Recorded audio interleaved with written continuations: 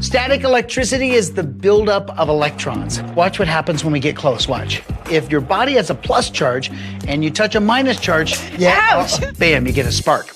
But what would happen if you had the same charges close to one another? So if you had electrons here and electrons here, well, like charges, you probably heard repel, and this is a great demonstration to always remember that like charges repel.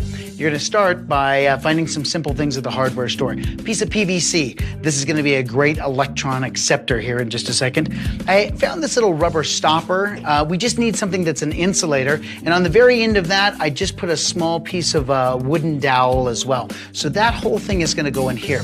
Now the other thing you're going to need is you're going to need to find a plastic bag. I really like the crinkly kind. Yep, perfect. That high density kind of plastic. You can see I just took a pair of scissors and cut a band like this. All right. And finally, we're going to need to have an electron donator. That is going to be our fake fur.